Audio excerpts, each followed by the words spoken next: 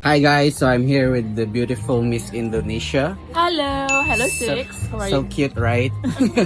So Miss Indonesia, I just want to ask one question. What is your most unforgettable experience here in Cambodia? My most unforgettable memories in Cambodia. Oh, so many beautiful moments here. But for me, it was in temple when we wore our national costume. Okay. So even though my national costume is huge, it's heavy, but I really feel the pride inside me, within me, and the outcome is confident in the place that is very sacred here and very beautiful. That's the most beautiful moment, unforgettable. Okay. I'd love to come back to Cambodia someday. Okay, when you come back, you call me. Okay. So guys, don't forget to support Miss Indonesia. Just search for Miss Global 2025, and for sure you will see everything there. Follow her also in Instagram. Hi guys, so I'm here with the beautiful Miss Netherlands. Hello. Where Peter Pan lives. Netherlands. Yes. Yeah, Peter Pan. Yeah, Peter Pan. Peter Pan.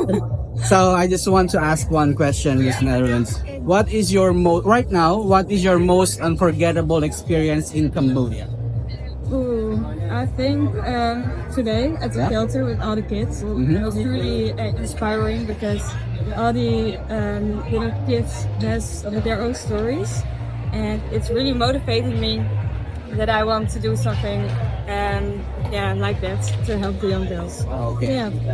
So for you, that's because when it comes to kids, I think all the girls are very soft-hearted. Right? Yeah, and I'm a social worker as well, so yeah, I have a big heart for the young kids. So Okay. yeah. So guys, don't forget to support Miss Netherlands. Just search for Miss Global 2025, and for sure you will see everything there. And so I had the opportunity to talk with our representative, Miss Sina.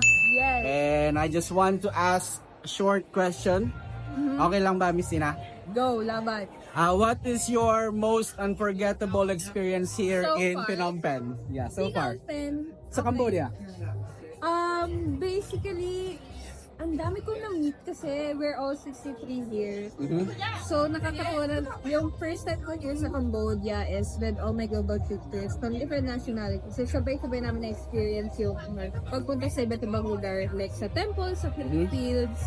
And memorable sa akin, pinakatamatak is yung punta kaming Akisit or Sit where we visited different children who were abused and trafficked.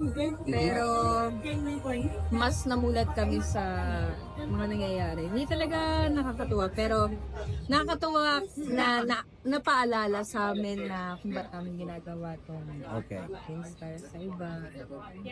Yun. Yan na. Naluluha na si Miss Sina. Umiyak nga ako kanina. Kanina kasi, so nag-share kaming lahat isa-isa. Pinipigilan ko na yung luha ko. Tapos, nakita nung handler, nung makeup artist ko na, nung ako na yung nagsalita, bumuhos na yung luha ko. Wala, nahiya ako. Kasi, alam mo yun, yung ang tagal mong pinigilan, tapos sa dulo, Bumigay ka rin. wala. Kala ko, gangster ako eh. Oh guys, don't forget to support. Check Miss Global 2025. Search for Miss Philippines Sina Ramos. Tapos mamaya lalagay ko yung link dyan ha. Mag-click kayo. Ang hindi nag-support, bahala kayo sa buhay nyo. Okay. Thank you. Oo nga. Salamat. Thank you. So ayun na nga mga katito. So meron tayong special guest dito. Isa sa mga sikat sa Phnom Penh. Yan. Marami na po siyang inuwing crown ng mga pageants. Dinala niya dito sa Cambodia. Sayang. Sana sa Pilipinas, no? So, isa po, si Matthew. So, Sir Matt or Mamsh? Mamsh. Anong masasabi mo sa event na to ngayon na ginagawa dito sa Hotel Cambodia? Napakaganda, sobrang amazing siya, kakaiba, and masabi ko international talaga, and perfect na ginat nila to sa Hotel Cambodiana. Okay. So, hanggang mamaya tatapusin mo yung event. Yes, hanggang mamaya. Sinong bet mo? For now, wala pa kasi ang daming powerful talaga ngayon eh. Sobrang Oo. this year, ang daming malalakas. Daming maganda, no? Oo. Sayang Alam mo na yun. Mga single, no? Okay.